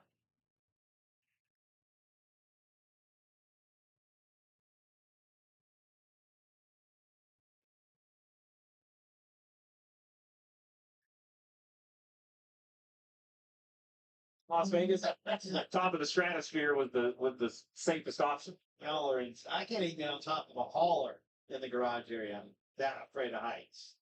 Y'all are about top of the stratosphere. I noticed no comment from you, Jeff. I am not afraid of heights. I understand that. As long as you're the snake, not a snake up high, I'm with you. That's exactly me and Jeff Burton are the same person. Got a problem. That's why I don't mount. Carson Hosebar. No climbs in the desert. Ward Mountain climbs though. Yeah. He doesn't mind the snake. I'm not afraid of anything but snakes. So I completely agree. Wind here at Vegas. Some good speed in practice, but not showing green so far. Big throttle commitment. You have the speed out there. You want if the car's a little draggier or just, maybe a little more bound up, allows him to stay. Now at this end of the racetrack, he's definitely out of throttle a little more than the 43 was. Really nice corner exit, though. He's gaining some back all the way down the straightaway. Maybe people did actually take y'all's notes on the pace car ride. Middle of 1 and 2 and the bottom of 3 and 4, Danielle. Let's see what mental notes Cup Series champion Ryan Blaney is taking watching qualifying so far. Ryan, what are you picking up on before you go out here and make a lap? What will it take to put it on the pole? Yeah, just looking and kind of seeing lane everyone's running and what the speed's what it's gonna take, right? Kind of know what you have to run, basing that off of what you ran in practice, how much is the pickup. So yeah, hopefully we tweaked on our stuff a little bit. I got a little bit of work to do, but got faith in the 12 boys. Hopefully we can go lay down the lap. I'll tell you, wind gusting like crazy out here. People on TV seeing the flags or things like that, like it's changing all the time. So that's been making it pretty tough down the backstretch into 3, and you see a lot of guys with their hands full. Hopefully, they said we don't have as much of a handful as some of these guys, but that's why we do it. And yeah, looking forward to getting out there to see what we got. Your hair is doing a little bit of Wind has been Listen, everybody has to have their own rules. what are the rules? You're the one who put the game out there. I'm just wondering what the rules are. Yeah, of the game. Because if it's every time wind is mentioned, we're in trouble. Well, and you heard his true concern, right? And he's even trying to relate it for the fans. He's like, look, if you're seeing the flags, I can tell you from behind the wheel, it makes a big difference. I thought it was a great interview, really kind of just painting out exactly the challenge ahead for these drivers. Nice lap from Austin Dillon. The 3 car winds up third. John Hunter Nemechek taking the green here at Las Vegas. So, Jeff, we clearly know what's on every driver's mind. That's correct there. That's pretty downforce stuff. I didn't see a lot of throttle lift. Now you're going to see some down here. See if he gets to the bottom. Get to the white line. Oh, man. About 3 feet from where he was trying to get. Yep, his teammate executed it perfectly, but John Hunter can't match it. Winds up being 4th for John Hunter Nemechek. Dylan, who you found on pit road? I found Chase Elliott and top off the glasses up there, Marty, because I'm going to ask Chase about the win. So you've got a teammate that's going out right in front of you at the end of the qualifying order. Everybody's talking about the wind and what it's doing. Is having somebody go out right in front of you, is that an advantage for you that you can lean on for advice or information? Might be too close. I feel like you want like 4 or 5 maybe in front of you to be able to look at from practice. Not near as many cars seems like are able to run flat through 3 and 4 and qualifying like we were here in the spring. 1 and 2 is right on the edge. So the wind is just pushing you so hard in a 3. But we'll see. Maybe if you hit it perfect, or if the wind dies down for your lap, I think that's definitely something to pay attention to. So, but more importantly, just hope you get your balance adjustments right. To go faster a lap, and hope we can get her Napa Chevy just to a good solid spot, start spot for tomorrow. They had that in practice, and I was 3rd quickest at the end of Group 2. All right, let's talk about exactly what he means. Down here in 1 and 2, he feels that wide open, right on the edge, but possible. You see Zane Smith out of the gas just for a blink. So what Chase is thinking, Cole Sitter has to be wide open. Now you get down here. Wind is pushing you, and as you turn left, it's kind of like tacking a sail into the wind. It just drives on your door. So now you're going a little too fast, and the wind is trying to push you from getting to that white line. That's why that entry speed is so important. Really nice job by Zane Smith right there. And the problem is if you go in like 10 feet too far, you're just not going to get to the white line. The car's going too fast. It's not. Brake's not an option. So it's not like you can use a little bit more brake. You're already only just breathing the throttle a little bit. Right before Zane Smith went, Custer went to 2nd on the board. He had a good lap. Yeah, back-to-back nice qualifying effort. Zane Smith fourth, Custer second. Let's see what Ricky Stenhouse Jr. could do. In high entry, real aggressive. I think you can get exceptionally aggressive on this end of the racetrack because all the wind that they're discussing, the hurt is over here. The help is in 1 and 2. Trying to get to the bottom for Stenhouse. Lost a little bit of time in doing it, gaining a little bit back as he comes off turn 4, but going to wind up being fifth for Ricky Stenhouse Jr. It's not bad for him.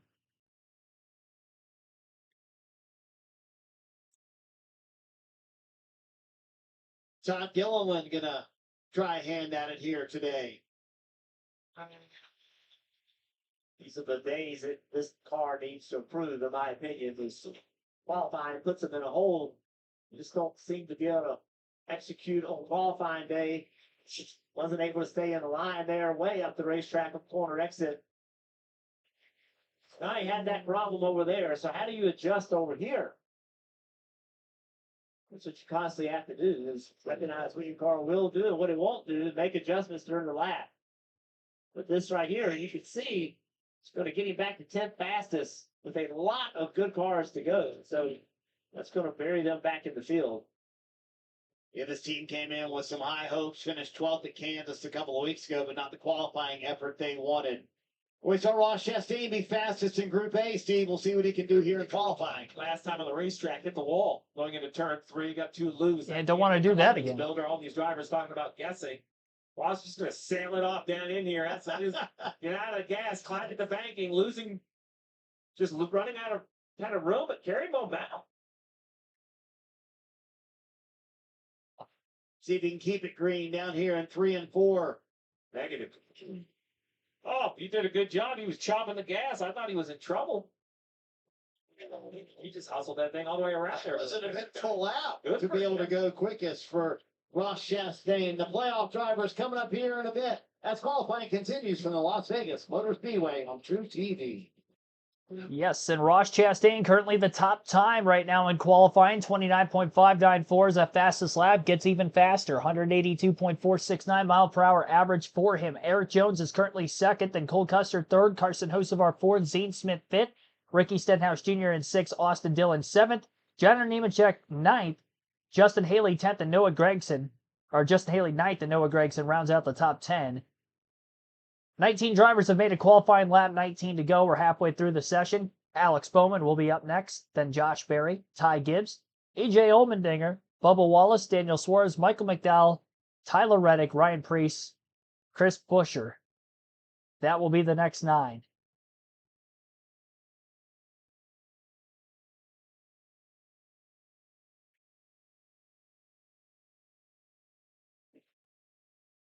Only win so far this season for Chastain in the Coca-Cola 600 on a 1.5 mile track. Had a pretty decent run last time out at Kansas a couple races ago.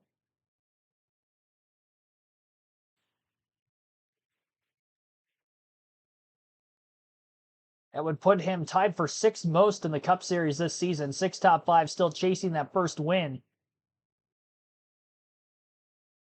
165 laps left for him. And currently of the playoff drivers, Bowman also sits 13th in the point standings entering this week. Stagnated after the Roval race a week ago. Could finish as high as 5th in the overall point standings by the end of the season. Highest in points of anybody that has been eliminated from the playoffs so far is Tyler Reddick. Reddick and Wallace are currently 9th and 10th, looking for top 10 points paying finishes this season. Reddick, of course, in the championship 4 a year ago, but out in the round of 12 this season. Raymond Joss, welcome to the stream. Where's Josh Berry? Berry hasn't qualified yet. He'll be up shortly, though. Alex Bowman with an all-green Ally Financial race car this weekend. Interesting scheme. Haven't seen 5.4 for Alex Bowman. Over 500s quicker than Chastain, who was a Chevy and the driver just before him. So Bowman now up to P1. Bowman, a former winner at Vegas. He actually won the first next-gen race here back in 2022. That was his last oval race win. Last full race length win, considering that the Chicago street race he won last year was shortened in length because of darkness.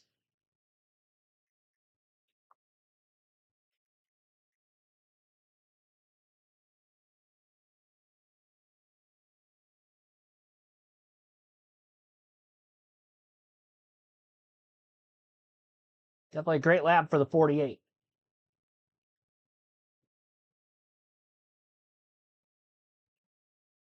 Next driver after him, Josh Berry, not so great. 12th for him. 29.909 for Berry, the winner of the spring race earlier this season. And that's going to put him in the bottom 8 or 9 drivers with still a lot more to go. 17 drivers have to make a lap yet. Looked like he was bottoming out a little bit worse than most on the front stretch. Hopping through the bumps, feeling every bit of it with the car bottoming out through 1 and 2, just not stable at all. The line down in 1 and 2 has pretty much been that middle groove over and over. Ty Gibbs, who was fastest in practice moments ago, jumps to the top of the speed charts with a 29.454. Almost a tenth quicker than Alex Bowman. Gibbs to P1. Still looking for career win number 1. Over 100 career starts at the NASCAR Cup level. This is his 3rd full-time season at JGR. Was in the playoffs last year. Made it on points, but this year, slow start. Those first 9 or 10 races had to play from behind and was just on the outside looking in. And of the drivers who missed the playoffs entirely on the season, 17th in points coming into the week is actually Chris Buescher. Ty Gibbs ranks 19th. 4 top 5s and 9 top 10 finishes this year for Gibbs. With 300 laps led, most of which coming at Bristol, where he led over 180 a couple weeks ago. So again, a great lap for Ty Gibbs. We'll see if it'll hold. He's got a career pole in the Coke 600 under his belt on a 1.5 mile track. That was last season. AJ Allmendinger just wrapped up his qualifying lap.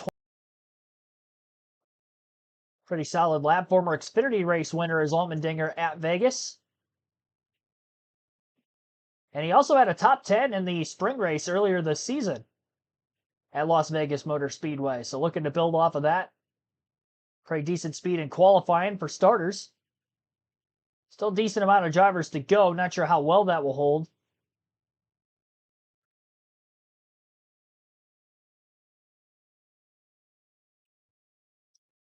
Bubba Wallace now on track and wrapping up his qualifying lap even quicker than Gibbs. The fellow Toyota driver, 29.401 for Wallace, 183.667 mile per hour average race or average lap speed.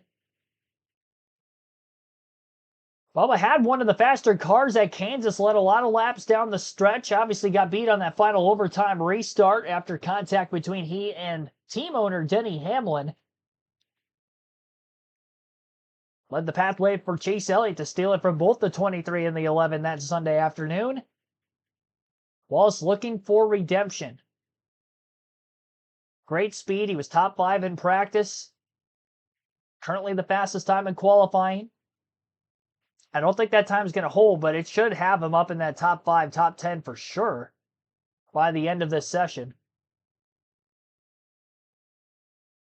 I predicted a 29.2 to be the pole time, or in the 29.2, so there's definitely room for improvement.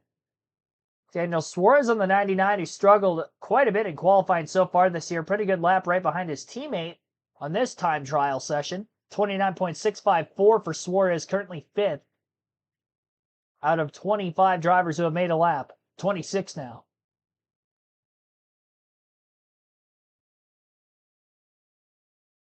New up on the leaderboard, that was right after the 99 of Daniel Suarez, I believe, was the 3 of Austin Dillon.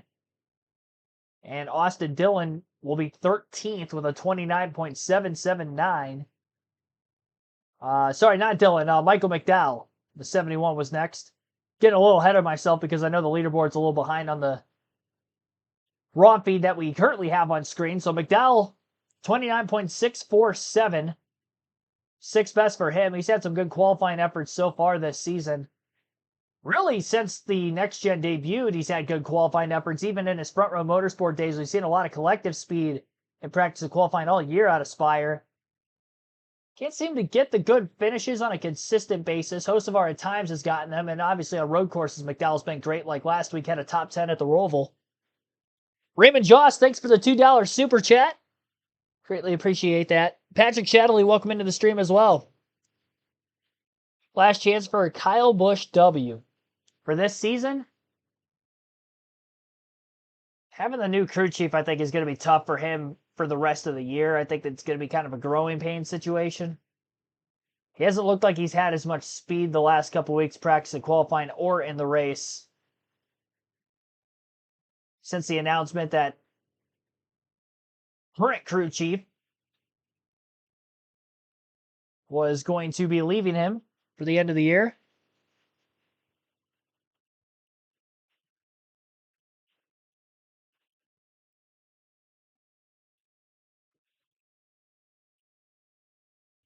Oh, no, Ronnie, I was talking about the 95% of people are scared of the Lions and the Bears that you mentioned.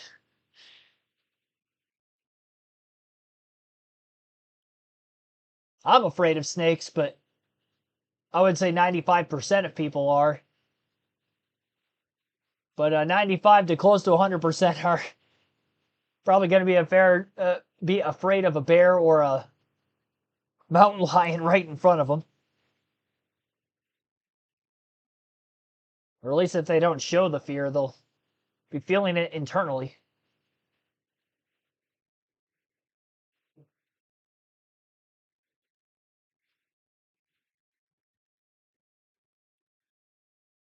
Denny Hamlin get the polluting in Kansas just a couple weeks back. Chris Buescher, fourth in qualifying, 29.537. And Ryan Preece, who was just before that, is now seventh, initially sixth, 29.626 for Preece. Pretty solid qualifying lap, much better than his teammate Keselowski for both the RFK Fords of the 60 and the 17. All right, so 9 drivers to go in qualifying. We'll wrap things up with Shane Van Gisbergen in this order. SVG, who is the last non-playoff driver, then the 8 playoff drivers in this order will go out after him. Joey Logano, followed by Denny Hamlin. Behind him, Chase Briscoe, Ryan Blaney, William Byron, Chase Elliott, Christopher Bell, and Kyle Larson. And again, Larson finishing things out for the qualifying session. 29 drivers have made a lap out of 38, all of them participating in qualifying. No incidents that were recorded in practice a little bit ago. And we'll see how things shape out. We'll take another break. You're listening live on KRC as NASCAR Cup Series qualifying continues on the channel. I almost hit end stream. That would have been terrible. That was a close one. We're not there yet. We're getting there. I wish if you hit end stream, it would ask me if I'm sure instead of just ending it. I haven't ran into that issue before. Could be close.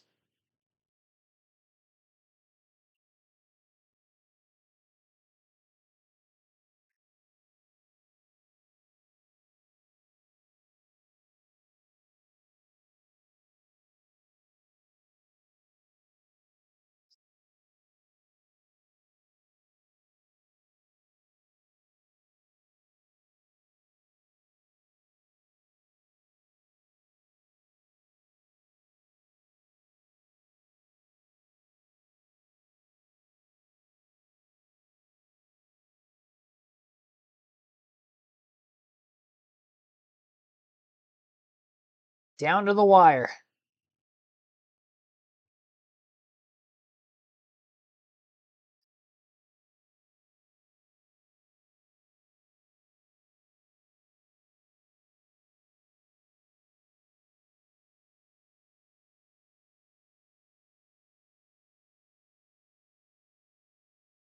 Well, top 3 are all Toyotas, so I'd imagine that Bell, Hamlin, and Briscoe still have to qualify are going to put up some pretty respectable times that can go for the pole. And again, because of the amount of front row starts for both Briscoe and Hamlin this year, including in these playoff races, 3 of the 6 we've had, they've both been on the front row together. Darlington, Kansas, and trying to think back what the Gateway. Those were the 3. And they both finished very well in those races.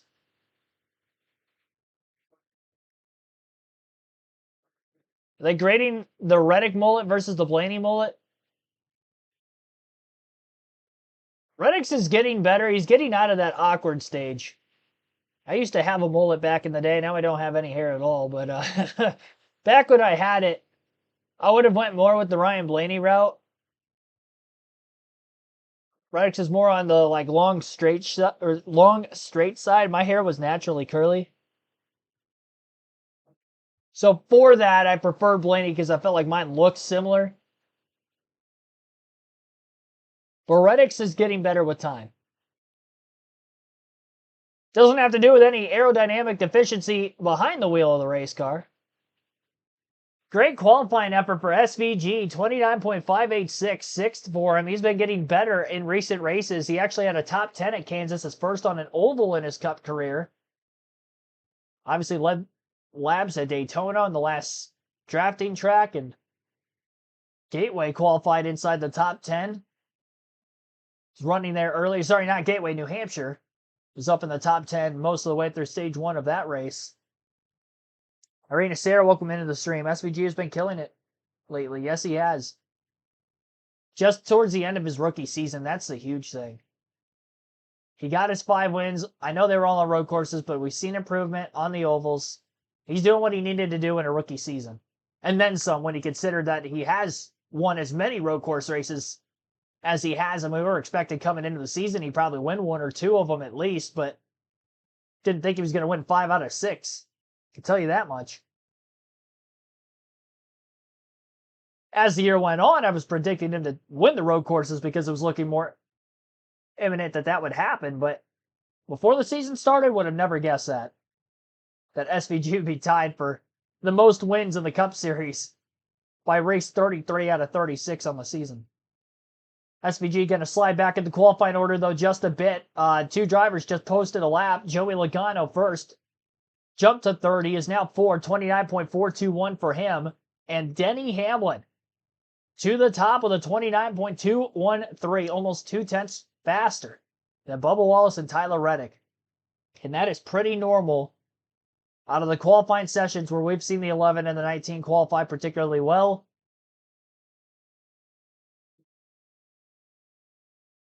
Bill Ross, welcome to the stream. And many others, of course, if you are watching.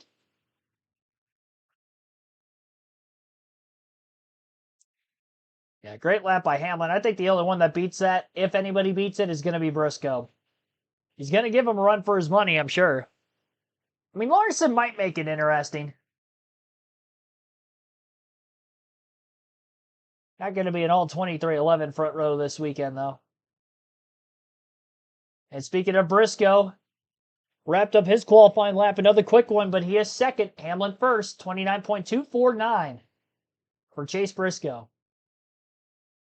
I believe this would be the 13th front row start of the season for Chase Briscoe. And then 7 poles. And again, a few of those times he has been beat by Hamlin when qualifying on the front row. And knowing that we just saw this at Kansas and we've seen this so many times in recent months, I had a feeling that we could see that again here, and that's exactly the case. So far, I mean, I don't want to lock things up for sure because we still have a few drivers to go, but not looking as likely. Ryan Blaney in the 12 car, final of the Fords to make a qualifying lap. 10th for Blaney, currently 29.592. He's probably going to get bumped from the top 10 with who we have left. Average lap speed, by the way, for Hamlin and Briscoe, over 184 miles an hour. That's going to be tough to beat for a 1-lap session. Chase Elliott, Christopher Bell, Kyle Larson are the final 3. Elliott is on right now after a win at Kansas a couple weeks ago, second of his Cup career. Still looking for his first career win at Las Vegas.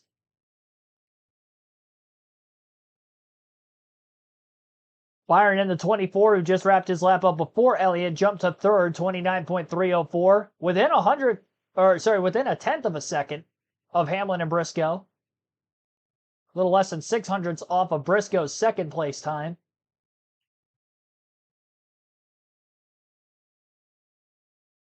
So Byron was bottoming out quite a bit too, but it almost looked like he was running lower through 1 and 2 than most of the other drivers running through the middle. He kind of started a lane and a half below that, then drifted to the middle. Basically shortening the amount of surface area he had to cover. Third for Chase Elliott as well, 29.259. The Hendrick Chevys are getting quicker as they go through the running order for qualifying. Larson will be the last driver up, and Christopher Bell is now on track. So Bell and Larson to finish things out, as Hamlin tries to hold on for another pole late in the season, late in his career, as his quest for 60 career Cup wins continues after nearly getting it 2 weeks ago at Kansas. Led the most laps in that race, probably had the best car. Late race pit stop, team fell out of the lead to scratch and claw his way back through to the final lap to give himself another chance before contact between he and Wallace on the final lap going for the win. Bell now the third, 29.255 for Christopher. So JGR 1, 2, 3, 4, and 5 are Hendrick Motorsports. So Kyle Larson, I would imagine, is going to be up in that top 6.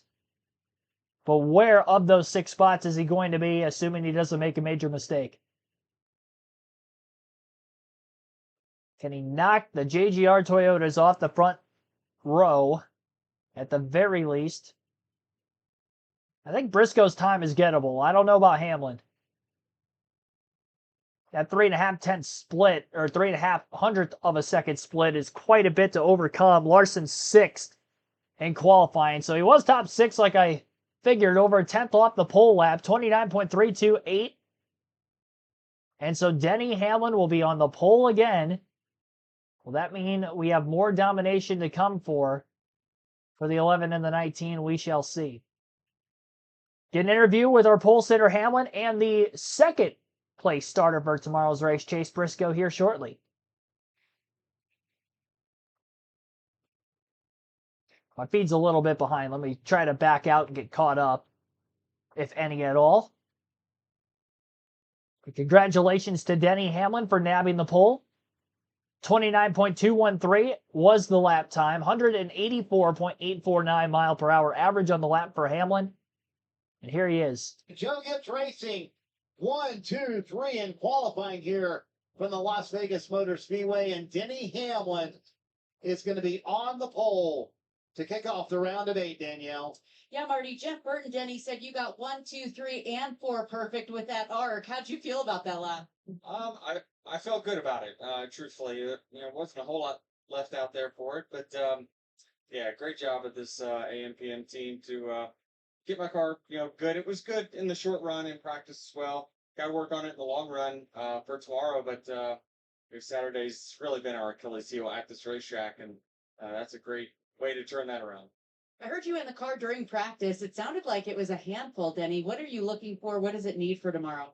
Yeah, it's just, going through the swings of this racetrack. It's going to go through so many transitions from Saturday to the beginning of Sunday to the end of Sunday. And so trying to prepare and set up your car for the end of Sunday, but having to deal with it on Saturday is always a challenge for us here at this racetrack.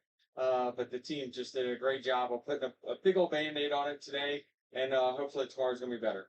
You prepared at the shop this week, too. Gail told me you spent 4.5 hours in the sim and then had a large list of questions after for him asking, what can I do better?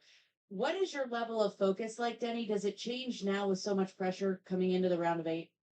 Now, there's not a whole lot of pressure. I'm just going to try to do the best I can every week. And, concerning myself with stage points and strategy and all that stuff just doesn't matter. And it's not anything that really I can control. So I'm just going to try to do the best I can every week. I'm never closed to making any adjustments I need to do as a driver to continue to get better. And I feel like each and every week I learn a little bit of something that I just didn't know last time. So just that ability to, ask those questions and take that information and do something with it is why we kept this thing going. Looking for his first championship. That was pole number 47 in Denny Hamlin's career, Dylan. And Chase Briscoe will join him for a All Joe Gibbs Racing front row tomorrow here in Las Vegas. You just said you felt like you gave some away in 3 and 4 there. What happened down there? I just tried to run wide open in our best first shot tractor Toyota, and I wish now I would have just backed it up and tried to get a good run on exit. But yeah, it was tight, obviously, there at the whole top of the field. So I said, second, really, man? And I said, actually, I'd be happy with that. So can't be too mad. Yeah, certainly, felt like we kind of let one slip away, but in a great position for tomorrow. And that's all we have to do. I mean, like me and you were just talking, the playoff cars are 1 through 6. So you have to start up front to get those stage points. So did our first part of the job this weekend. Hopefully we can do the rest tomorrow. When you got teammates that are kind of bookending you here first and third, where's the separation? Where can you gain time or speed or points or however you want to look at on the guys that you're kind of racing in-house? I mean, in qualifying, I felt like a lot of it's just the wind. Like if you would have got a little bit of a win here or there, but yeah, it's hard because we all, have the same stuff and we can all kind of see what we're doing and from a strategy standpoint and everything else. So it definitely makes it challenging, but yeah, for us to come here and run, 1 through 3 in qualifying and, Ty, even for as early as he went out, ran a really good lap too. So yeah, I feel really good about all the Toyotas, but especially the JDR cars tomorrow. And it'd be pretty cool if we could finish 1 through 3. I'd be first to second. Chase Briscoe starts second tomorrow. And the 1, 2, 3 sweep, first time this season a team has done that, and the first time for kids. Yeah, I'm surprised considering how fast JGR has been in qualifying all year as well, or even the Penske cars when it comes to the super speedways and short flat ovals. Denny Hamlin on the pole, as you heard, 47th career pole, so he's closing in on 50 all time. Chase Briscoe on the front row with him, as again, 4th time in the playoffs alone, both Hamlin and Briscoe has swept the front row, one or the other, on the pole. In row number 2 will be Christopher Bell and Chase Elliott. Row 3, William Byron and other Hendrick Motorsport driver Kyle Larson. 2311 Toyotas make up row 4, Bubba Wallace and Tyler Reddick. And in row 5, Joey Logano with Ty Gibbs. Outside the top 10 now, we've got Chris Buescher and Alex Bowman starting in row 6. Shane Van Gisbergen and Ryan Blaney, row 7. Ross Chastain, Ryan Preece, row 8. Daniel Suarez alongside Michael McDowell for row 9, and row 10 will be Eric Jones and AJ Allmendinger.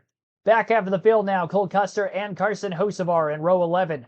Row 12 for Zane Smith and Ricky Stenhouse Jr. Austin Dillon, John Nemechek, row 13. Row 14, Justin Haley, Noah Gregson. Row 15, Josh Berry, Todd Gillen, Austin Cindric, and Kyle Busch in row 16. Behind them, row 17, Riley Herbst and Brad Keselowski. Ty Dillon, Cody Ware, row 18, and row 19, JJ Yaley and Catherine Legg. So that rounds out our qualifying coverage of today's race, or qualifying coverage of tomorrow's race. And you can catch tomorrow's live commentary stream live at 5 p.m. Eastern right here on the channel. NASCAR Xfinity Series race coverage still to come later tonight to round out our triple header of NASCAR coverage on the channel. Today, 2 live commentary streams, NASCAR 25. Obviously, today's first live commentary stream, under wraps, NASCAR 25, already finished up. And I'll see you guys a little later on, about an hour from now, for that NASCAR Xfinity Series race at Vegas, the Focused Health 302. Hope to see you for that and much more. Thanks for watching. See you shortly.